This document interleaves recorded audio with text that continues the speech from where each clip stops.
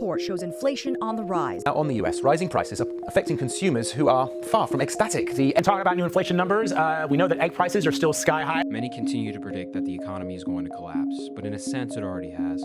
The promise between the people and the government has been broken, shattering this generation and beyond of any hope of economic mobility. What we are witnessing is the breakdown of the shared promise between the people and the government, a rupture that will have serious consequences for society if left unaddressed. Since the creation of the Federal Reserve in 1913, the dollar has lost over 96% of its purchasing power. Many are unaware of this insidious institution's role in driving the slow, crippling decline in affordability we face today. It is well enough that the people of the nation do not understand our banking and monetary system, for if they did, I believe there would be a revolution before tomorrow morning. Henry Ford. Many attribute the debasement of the currency to the Fed's money printing. However, the Fed doesn't literally print money. Instead, it engages in open market operations. Essentially, the Fed purchases bonds and treasuries from the open market, paying for them by adding funds to the selling bank's reserve account at the Fed. But where does this money come from? The truth is, it didn't exist until they created it. With a simple digital entry, the Fed generates new money out of thin air. This power, along with others, allows the Fed to expand or contract the money supply. When new money is created, it devalues all existing dollars, driving up prices. This happens because there's more money chasing the same amount of goods and services, increasing demand without increasing supply. Here's a simple example. If an economy produces $10 million worth of goods, let's say 1 million books priced at $10 each, then doubling the money supply would also increase demand. With no increase in supply, the price of each book would rise to $20. This is essentially how inflation erodes purchasing power over time. The endless creation of money has fueled the explosion of federal debt, funding reckless wars, bank bailouts, and runaway deficit spending. Just look at the surge in the money supply since 2000, a period marked by the Middle East wars, the 2008 recession, and the 2020 pandemic. Because our system is built on debt-based money, inflation isn't just a byproduct, it's a necessity. The system needs inflation to survive because it allows the real value of the debt to erode over time. Without it, deflation would make debt more expensive in real terms, threatening the entire structure. To put this into perspective, $10,000 of debt in 1980 would be equivalent to over $38,000 today. Inflation makes debt easier to manage, but at the cost of devaluing every dollar you earn and save.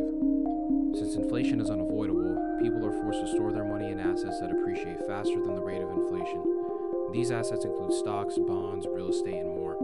Over the past few decades, however, single-family homes have become a primary wealth-building tool for many Americans. This growing demand has pushed home prices higher, solidifying home ownership as a core part of the American dream.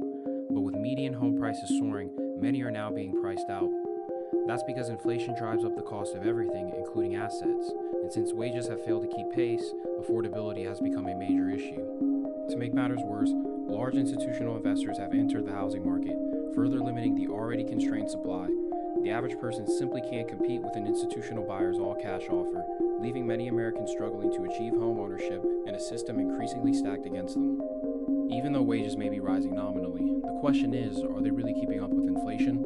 From November 2020 to September 2024, nominal wages increased by 19.2%, but during that same period, consumer prices surged by 20.6%. This means that in real terms, wages are actually more than 1% lower than they were 4 years ago. Since 2020, the dollar has lost 25% of its purchasing power. That's about 6% a year. So those annual raises of 3% are barely scratching the surface when inflation is eating away at the value of your money. With inflation on the rise, home ownership out of the picture, and economic mobility stagnating, younger generations face an increasingly worsening situation. Hence, why I've said the economy has collapsed in a sense. It's not a large bubble burst, but a slow, crippling decline in affordability. As inflation persists, asset prices continue to rise, making the rich even richer. But if wages fail to keep up for the middle class, they're not just priced out of everyday goods and services, they're also locked out of the very assets that generate wealth over time.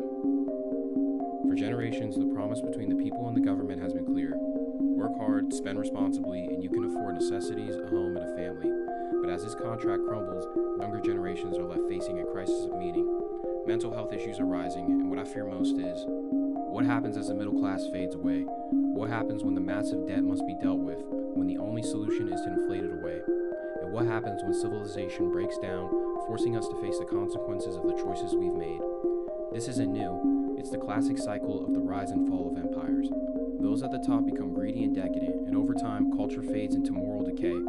This issue will be worsened by population collapse, which will put additional pressure on the economy. I can only hope we avoid a Brave New World-style dystopia, where people numb themselves with meaningless pleasures to escape reality.